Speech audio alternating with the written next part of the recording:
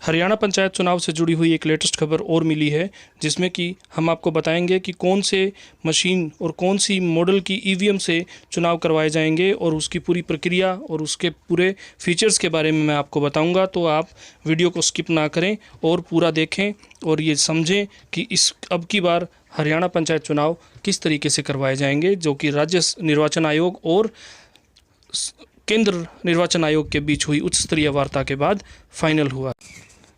हरियाणा पंचायत चुनाव से जुड़ी हुई तमाम अटकलों के बीच एक नई खबर लेकर के हम आपके पास पहुंचे हैं और जिसमें ये बताया गया है राज्य सरकार और केंद्र सरकार और निर्वाचन आयोग के बीच एक सहमति बनी है, जिसमें ये प्रस्तुत किया गया है कि हरियाणा पंचायत चुनाव से जुड़ी हुई सारे इलेक्शंस अब की बार ईवीएम से करवाए जाएंगे और वो भी M2 मॉडल की ईवीएम से, ना कि M3 मॉडल की ईवीएम से, क्योंकि M2 और M3 मॉडल की ईवीएम में बहुत ज़्यादा डिफरेंस है, जिसका कि हमारे उम्मीदवारों को और आम जनता को समझने की ज़रूरत है।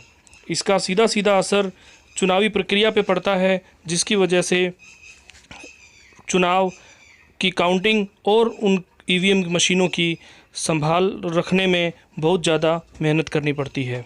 मैं आपको बताना चाहता हूं कि हरियाणा पंचायत चुनाव M2 मॉडल ईवीएम से कराया जाएगा। राज्य निर्वाचन आयोग ने राज्य में पहले से उपलब्ध M3 मॉडल ईवीएम का पंचायत चुनाव में उपयोग नहीं करने का निर्णय लिया है। आयोग के सचिव ने बताया कि ईवीएम से चुनाव कराए जाने के निर्णय के तहत भारत निर्वाचन आयोग द्वारा उपलब्ध कराए गए M2 मॉडल ईवीएम से ही चुनाव की प्रक्रिया पूरी की जाएगी। जानकारी के अनुसार राज्य निर्वाचन आयोग पहले मेमोरी कार्ड युक्त मल्टी पोस्ट ईवीएम M3 से पंचायत चुनाव कराने को लेकर अड़ा हुआ था, लेकिन ईवीएम में इस बार M2 मॉडल की मशीनों का यूज़ किया जाएगा। M3 मॉडल में ये बेनिफिट होता है कि उस ईवीएम से एक साथ सभी 6 पदों के चुनाव कराए जा सकते हैं। इसमें एक चिप को ही चुनाव के बाद निकालने और उसे सील बंद करने की ज़रूरत होती है। एक कंट्रोल यूनिट के साथ 6 BU से इसको जोड़ा जा सकता था। शेष ईवीएम का उपयोग दोबारा दूसरे स्थान पर चुनाव के लिए इमीडिएटली किया जा सकता है, लेकिन भारत निर्वाचन आयोग व राज्य निर्वाचन आयोग के बीच उच्च स्तरीय बातचीत के बाद M2 मॉडल ईवीएम से ही पंचायत चुनाव कराने का निर्णय लिया गया है।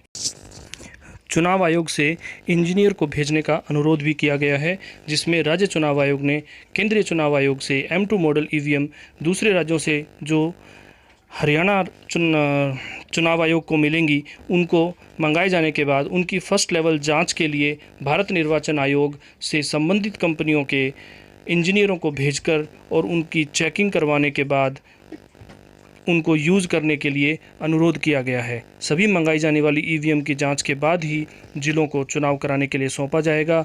M2 मॉडल ईवीएम बनाने वाली कंपनियों के इंजीनियर बैलेट यूनिट व कंट्रोल यूनिट को जोड़कर चुनाव के लिए तैयार। यह थी पूरी खबर जिसके बारे में हम आपको बताना चाहते थे।